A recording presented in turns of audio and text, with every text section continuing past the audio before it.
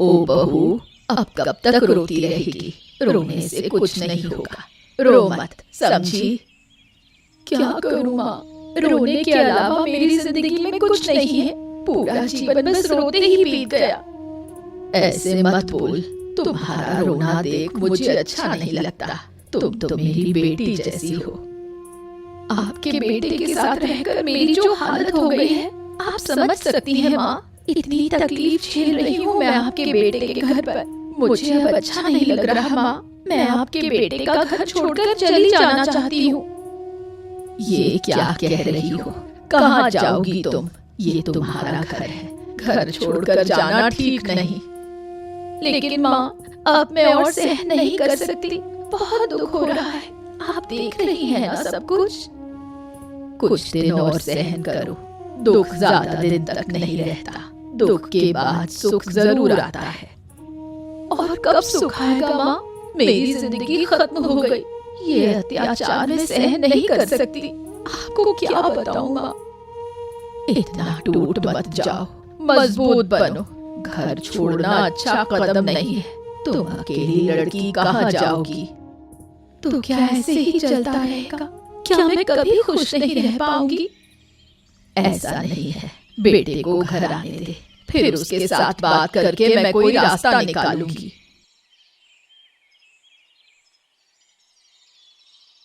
तुम काम पर जा रहे हो? हाँ, अरे इतनी सुबह सुबह और कहाँ जाऊंगा, काम पे और क्या। तो एक काम करो, घर जाओ और माँ का हालचाल ले आओ। हैं? मैं और घर जाऊं? अरे तुम सोच कैसे सकती हो? मेरी बात ध्यान से सुनो। एक बार जहां से अपमानित होकर आया हूं, मैं वहां फिर कभी नहीं जाऊंगा।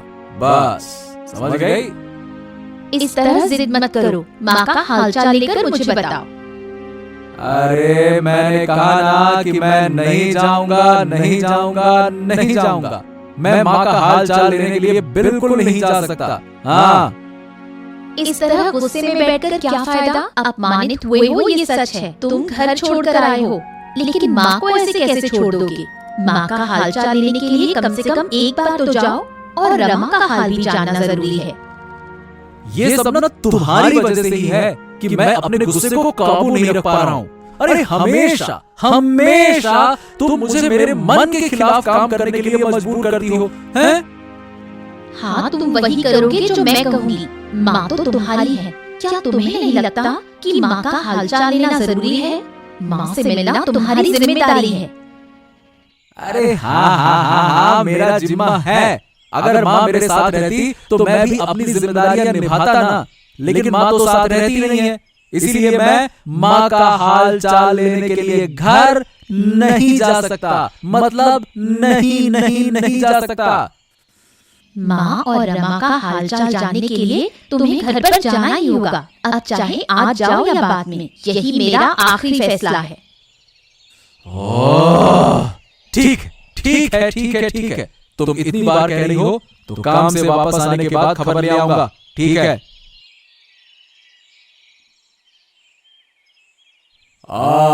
बाबू, क्या हाल है नगेन? अचानक मेरे घर आ गए। चेहरा इतना मुरझाया हुआ क्यों है? बाबू, मैं क्या बताऊं बाबू, मुझे काम चाहिए। अगर आप कृपा करके मुझे कोई काम दे दें तो बड़ा अच्छा होगा। अच्छा, तो तुम्हें काम चाहिए तो तुम मेरे पास आए हो। सुनो, तुम एक काम कर सकते हो। बूढ़ी के 4 बेटों को देखो, वो शहर में काम करने के लिए गए हैं। तुम भी शहर जाकर काम करो। हाँ, बस। मैं सही बताऊं तो मैं भी यही कर रहा हूँ बाबू। काम के मामले में शहर या गांव में कोई फर्क नहीं होता, इसीलिए मैं शहर ना जाकर गांव में ही काम करना चाहता हूँ। वाह वाह वाह वाह, काम के मामले में गांव और शहर में कोई फर्क ही नहीं होता है। वाह, बातें करने में तुम बहुत माहिर हो।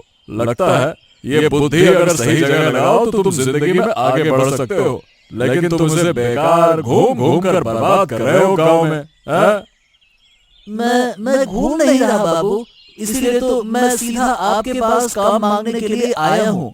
कृपया करके मुझे कुछ काम दे दीजिए, मैं अपनी बुद्धि उसी में लगाऊंगा। अरे तुम तो बड़े ही जिद्दी हो। हाँ, ठीक है, एक काम करो, मुझे कुछ दिन का वक्त दो। अगर काम मिला तो मैं तुम्हें जरूर बताऊंगा, ठीक है ना? नहीं बाबू, नहीं, काम मिलने पर मुझे बताना ये कोई बात नहीं हो सकती। आप मुझे काम दिलवाइए, मुझे उस काम की जरूरत है। ठीक है, मैंने कहा ना कि मैं तुम्हें काम दिलवाऊंगा। मुझे सिर्फ कुछ दिन का समय तो दो, वक्त तो दो, ठीक है?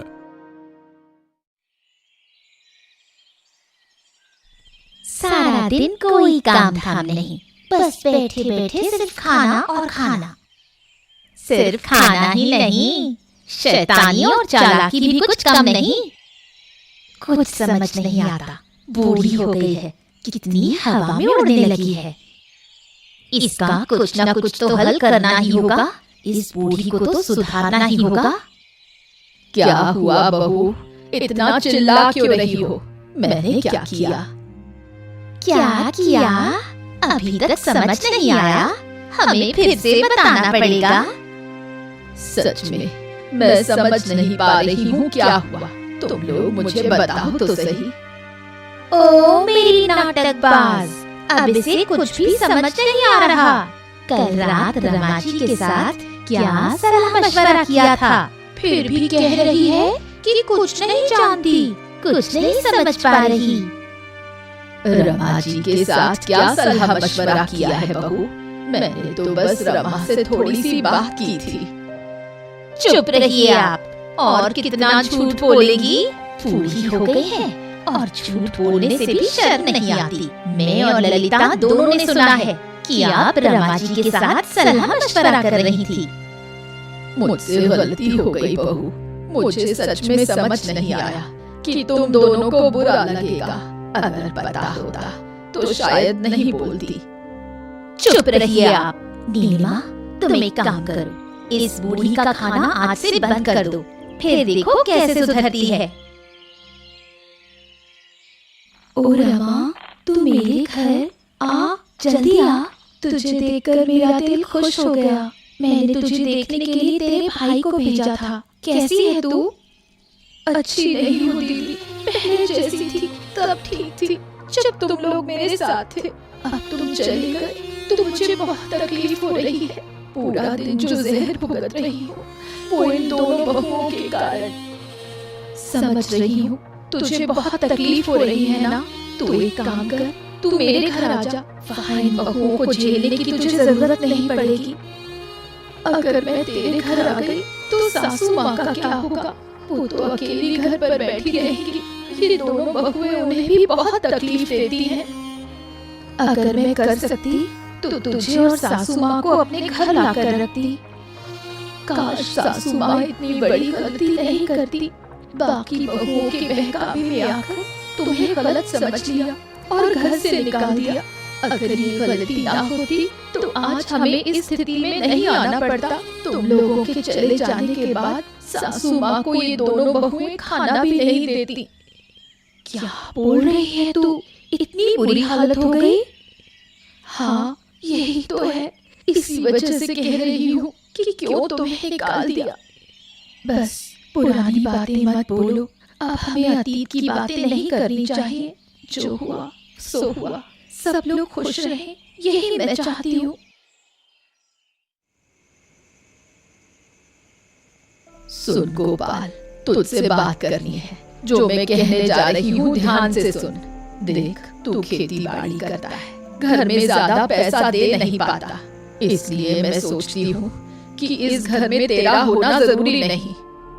तुम मेरी माँ होकर ये कह रही हो? हाँ देख, मुझे तो घर चलाना है। तेरे बाकी 4 भाई शहर में जाकर अच्छा पैसा कमाते हैं, वहीं तू सिर्फ खेती करके थोड़ी सी कमाई करता है। इससे घर नहीं चलता बेटा। इसलिए मैं सोच रही हूँ कि तू लता के साथ अलग हो जा। माँ, मैं चाहे कम पैसे दूं या ज्यादा, मैं तो तुम्हारा बेटा हूँ ना। और तुम अपने बेटे से ऐसे कैसे बात कर रही हो? हैं? क्या हमारी सिर्फ पैसों की ही रिश्तेदारी है क्या? कोई और रिश्ता है ही नहीं क्या? अगर तुम अलग रहोगे तो क्या रिश्ता टूट जाएगा? मैं रिश्तों को खत्म करने की बात नहीं कर रही हूँ। मैं तो बस ये कह रही हूँ कि तुम अलग हो जाओ। अगर ज्यादा पैसा दे सको तो इस घर में वापस आ सकते हो। माँ, आप ऐसा क्यों कह रही हैं? ऐसा मत बोलिए। मैं आपसे हाथ जोड़कर विनती करती हूँ। हम कहाँ जाएंगे? बताइए, हमारा कौन है? तुम्हारा कौन है मुझे इससे कोई फर्क नहीं पड़ता। मैंने जो कहा है वही होगा। ओहो, ठीक है ठीक है ठीक है, तुम यही चाहती हो तो ऐसा ही होगा। मैं तुम लोगों के घर चला जाऊंगा और इस घर में कभी भी वापस नहीं आऊंगा।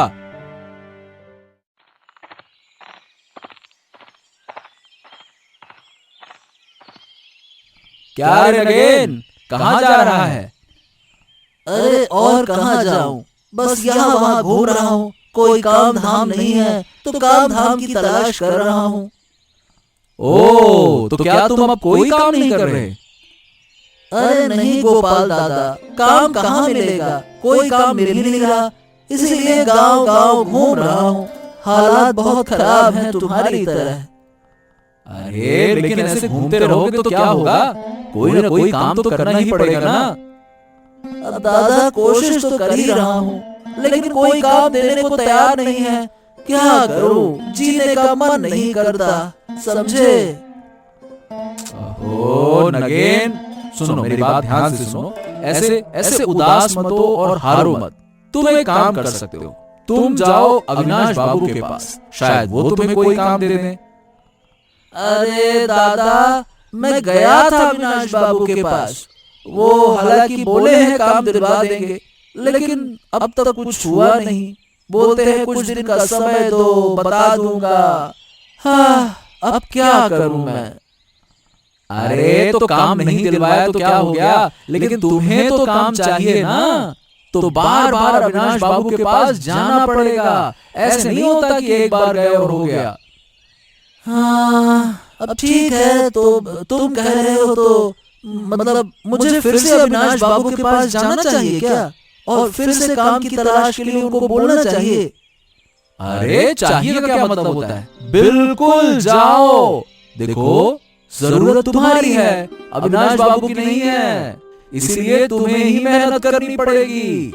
अगर तुम मेहनत करोगे तो वो तुम्हें काम देंगे। हाँ, वो किसी को निराश नहीं करते। मुझे उम्मीद है कि वो तुम्हें भी निराश नहीं करेंगे। वो तुम्हारे लिए काम जरूर निकाल देंगे। ठीक है, जाओ जाओ जाओ, उनसे मिलकर आओ, फिर से जाओ, बार बार जाओ। हाँ ठीक है ठीक है, फिर मैं तुम्हारी ही बात मानकर देखता हूँ। मैं एक बार फिर से अविनाश बाबू के पास जाऊंगा। ओ महारानी, कहाँ गई थी? ऐसे मोहल्ले मोहल्ले घूमने से क्या मिलेगा? अरे महारानी तो जैसे सांप के 5 पैर देखे हैं, हवा में उड़ती घूम रही है। तो कहाँ गई थी बताओ? घर आने में इतना समय क्यों लगा? मैं कहीं नहीं गई थी। अगर जाती तो तुमको कह के जाती। फिर से ज़बान चला रही हो। वैसे कहाँ गई थी बताओ? मोहल्ले मोहल्ले घूमती फिरती हो, घर का काम कौन करेगा? मुंह से ज़बान तक नहीं निकल रही। देखा क्या अंदाज है इसका? हम दोनों बोले जा रहे हैं और ये जवाब ही नहीं दे रही। अगर 2 थप्पड़ लगा दूं ना, अभी पत्ती सी बाहर आ जाएगी, बोलना शुरू कर देगी। लेकिन वो तो मैं कर नहीं सकती।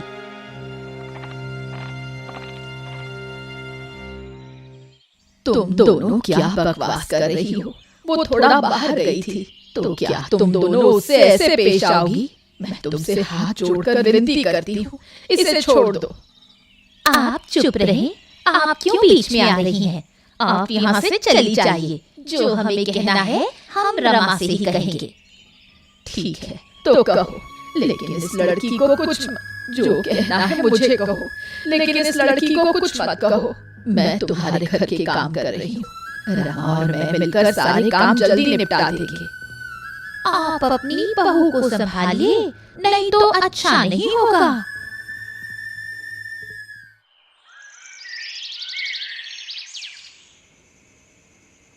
सुन रहे हो? मुझे बहुत चिंता हो रही है। उस घर में माँ और रमा का क्या हाल है? मुझे अब अच्छा नहीं लग रहा है। अरे इतनी चिंता क्यों कर रही हो लता? उन्होंने हमें अपमानित करके घर से निकाल दिया, बस। अब चाहे वो अच्छे से रहे या बुरे से, वो उनका मामला है ना। हमें उससे कोई मतलब नहीं है और ना ही उस मामले में हमें कोई दखल देना है, समझ गई? ऐसा मत कहो, माँ से शायद थोड़ी गलती हो गई। आखिरकार वो तुम्हारी माँ है, उन्हें तो हम छोड़ नहीं सकते। और फिर माँ और रमा की हालत बहुत बुरी हो गई है, तुम कुछ करो। ओफो, तो मैं क्या कर सकता हूँ बताओ? मेरे पास कुछ भी करने की ताकत नहीं है। तुम अविनाश बाबू से बात करके देखो, वो कोई रास्ता निकाल सकते हैं। किसी भी कीमत पर रमा और माँ को इस हालत से बाहर निकालना होगा। मैं अविनाश बाबू से इस बारे में बात करने जाऊं, क्या सोचती क्या हो तुम कि मैं क्यों जाऊं? देखो, मैं इस बारे में ना किसी से बात ही नहीं करना चाहता। जैसे वो हैं वैसे रहने दो। अब उनका कोई काम हमारे लिए काम नहीं है। हाँ, ऐसा इतना गुस्सा मत करो। बाद में देखोगे कि तुम्हारी माँ और छोटे भाई की पत्नी की हालत बहुत खराब हो गई है, फिर पछताओगे। इसलिए मैं कह रही हूँ, पहले ही कुछ इंतजाम कर लो। तुम अविनाश बाबू से बात करके देखो। ठीक है, ऐसा ही होगा। एक बार मैं अविनाश बाबू से इस बारे में बात करके देखूंगा। ठीक है।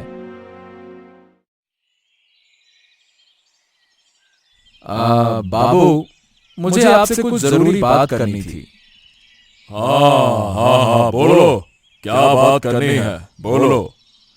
बाबू, आप तो जानते हैं कि मैंने घर छोड़ दिया है, लेकिन अब घर में मेरी माँ और छोटे भाई की बहू की हालत बहुत ही खराब है। बाकी की बहुएं मिलकर मेरी माँ और छोटे भाई की बहू को बहुत सताती हैं, उन्हें खाने तक को नहीं देती, घर के सारे काम करवाती हैं। अब मैं आपके पास एक रास्ता ढूंढने आया हूँ, कृपया कुछ करें, कुछ तो करें। तुम्हारी इन पांचों बहुओं के झगड़े देखकर अब मुझे भी अच्छा नहीं लग रहा। कुछ न कुछ तो उपाय करना ही होगा इन्हें शांत करने के लिए। लेकिन क्या उपाय किया जाए, यही तो मैं भी सोच रहा हूँ।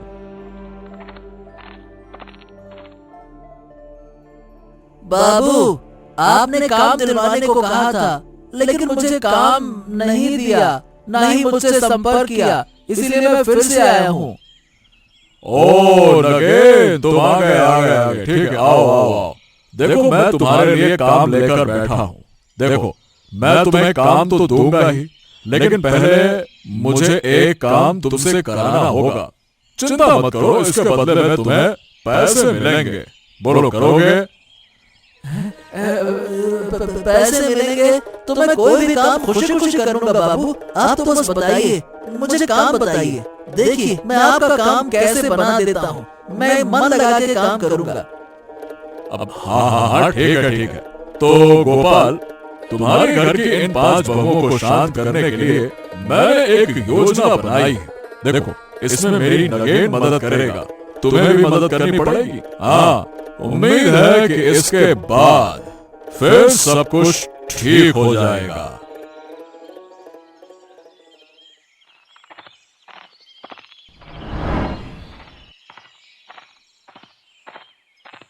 ये कौन सा कागज है? लगता है नगेन दादा की पॉकेट से गिरा है। देखती हूँ ये कागज किस काम का है। मुझे लगता है ये जरूरी कागज है, लेकिन उठाने का मन नहीं कर रहा। उठाऊं तो कैसे उठाऊं? देखो, वहाँ रमा जा रही है। रमा, इधर आ। देख, वहाँ एक कागज पड़ा है, वो कागज ले आ और मुझे दे दे। ध्यान रखना, इसे खोलना मत। लो दीदी, ये तुम्हारा कागज, लेकिन इसमें क्या है? ये तुम्हें जानने की जरूरत नहीं, तुम अपना काम करो।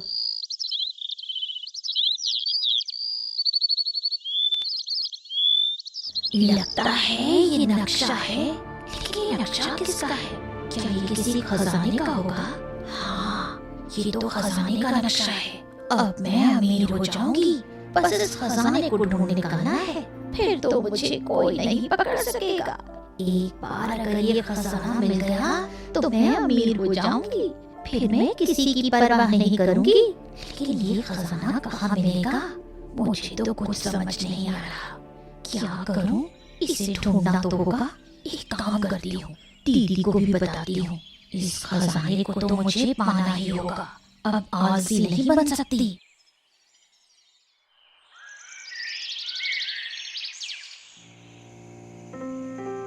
दीदी, मुझे लगता है यही वो जगह है। देखो, नक्शे के मुताबिक यही वो जगह है। हाँ, यही वो जगह है। तो चलो खोजना शुरू करते हैं। और हाँ, आलसी मत बनना। तो बिना समय गंवाए हमें खजाना ढूंढने में मदद करो, नहीं तो तुझे कुछ भी नहीं मिलेगा। हम काम क्यों नहीं करेंगे दीदी? मैंने कहा ना, मैं आलस नहीं करूंगी। और वैसे भी खजाना तो मुझे ही मिला है। अगर मैं तुम्हें ना बताती तो तुम कैसे जान पाती कि खजाना कहाँ है? तुम लोग अब लड़ाई मत करो, काम पर ध्यान दो। समय बीत रहा है, ऐसे करोगी तो क्या होगा? हाँ, सही कहा दीदी, सब काम पर ध्यान दो। नक्शे के अनुसार सब लोग ढूंढो। जो पहले पाए वो दूसरे को बता देगा। लेकिन दीदी, इस घने जंगल में मुझे डर लग रहा है। डरने की कोई बात नहीं। रात को जंगल में कोई नहीं आएगा, सिर्फ हम तीनों हैं। काम शुरू करो। दीदी, अंधेरे में कोई तो है। हमें मार मत देना। हमने क्या किया है? हमें मत मारो। तुम कौन हो? हमें ऐसे क्यों मार रहे हो? हमें जाने दो।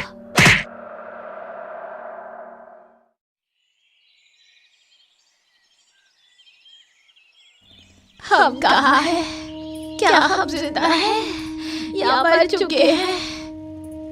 मुझे बहुत दर्द हो रहा है दीदी। अब मैं और नहीं सह सकती। मुझे कुछ कहने की इच्छा नहीं है। लगता है मैं मर चुकी हूँ दीदी। अरे तुम लोग रात में जंगल में क्या कर रहे थे? मैंने तुम्हें सुबह बचाया है। गोपाल और लता ने तुम्हें बचाया। अगर वो दोनों ना होते तो तुम्हारा क्या हाल होता हैं? हाँ दादा, क्या कह रहे हो दादा? गोपाल दादा और लता दीदी ने हमें बचाया और हमने उन्हें कितनी बार अपमानित किया। हाँ, यही तो। तुम लोग कभी भी गोपाल दादा और बौदी को समझ ही नहीं पाए। हमेशा उन्हें अपमानित ही करते रहे, यहाँ तक कि उन्हें घर से भी निकाल दिया। अब समझ आ रहा है कि नहीं? हाँ दादा, अब हमें अपनी गलती समझ में आ गई। जितना भी हमने उन्हें अपमानित किया, वो हमें अपना ही समझते थे। अगर वो नहीं होते तो हम बच नहीं पाते। अब हमें समझ में आ गया है। आप सभी हमें माफ कर दीजिए। अरे, हमें माफ करने से पहले गोपाल दादा और लता के पास जाकर उनसे माफी मांगो। अगर वो माफ कर दें तो ठीक है, तुम माफ हो जाओगे। बस हमें माफ कर दो दादा। हम अब कभी ऐसा नहीं करेंगे। आप लोग अपने घर लौट जाएं। अब कोई भी आपको कुछ नहीं कहेगा। हम भी किसी पर अत्याचार नहीं करेंगे। हाँ दादा, आप लौट जाएं। हम अपनी गलती समझ चुके हैं। कृपया हमें माफ कर दे। याद रखो, अब तुम किसी पर अत्याचार नहीं करोगी, ठीक है? नहीं करेंगे दादा, हम वादा करते हैं। माँ, आप भी हमें माफ कर दो। रमा, तुम भी हमें माफ कर दो। हमने तुम्हें बहुत कष्ट दिया है। दीदी, तुम लोग अपनी गलती समझ गए, यही बहुत है। मैं तुमसे छोटी हूँ, मुझे तुमसे माफी मांगनी चाहिए। दीदी, तुम बस गोपाल दादा और लता दीदी को घर ले चलो।